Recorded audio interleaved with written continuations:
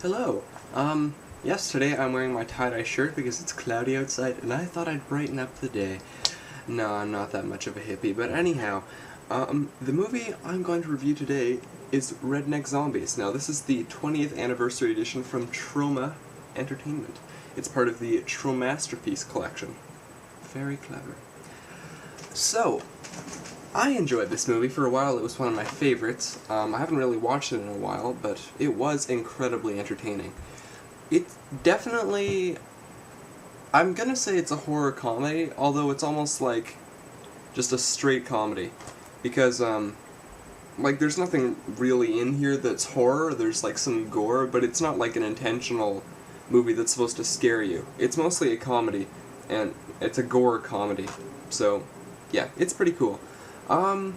So pretty much the plot is just this truck carrying nuclear waste or some radioactive waste falls off the transport truck and into this backwoods place, and these rednecks find it and make moonshine out of it, and then they sell the moonshine to all of their other redneck friends in the whole area, and it turns out that the moonshine stuff, which contains, the toxic chemicals, turns them into zombies.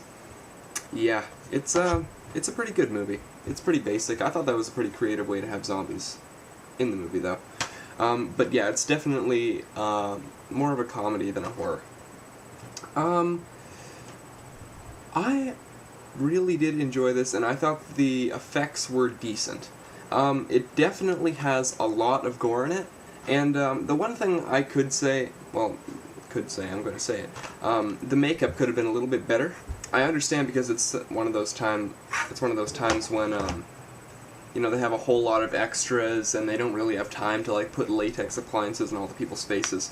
It would have been cool if there was a bit better makeup done for all the close-up zombies, because, it's just like the black makeup under the eyes. I've done that a couple of times. I'm not really proud of it, but, yeah. But generally, it's pretty well done. There are some zombies with proper makeup appliances on, and usually it doesn't really bother me if, like, it's the cheap zombie makeup, just with, like, the gray face paint and stuff. Like, I loved that in Zombie Bloodbath. But this one, it was such a good movie that I just wish that they'd added a little bit more into it. But, at the same time, I didn't really even think about that when I was watching the movie until I read an article in an old Fangoria magazine about it, and then I'm just like, yeah. But my first instinct was that didn't really bother me.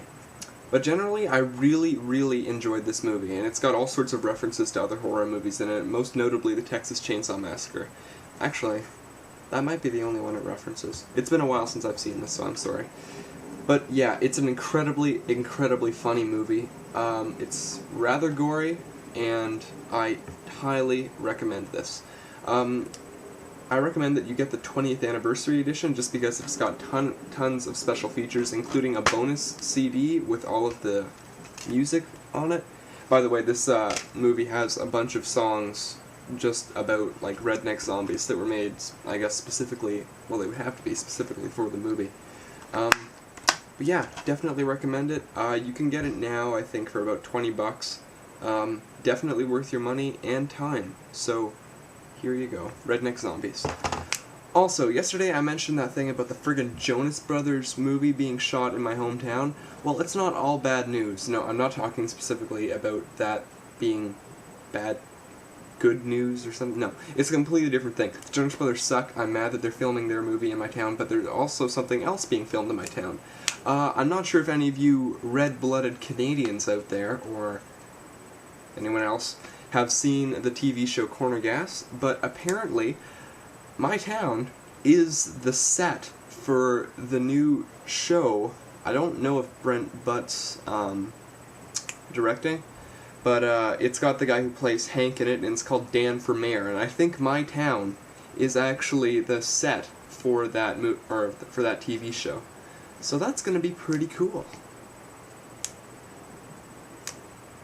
Maybe I can get the guy who plays Hank into my movie as a zombie. Celebrity cameo. Anyhow, I'll see you tomorrow, and go watch a movie or something. Seriously, you have much better things to do right now than watch this.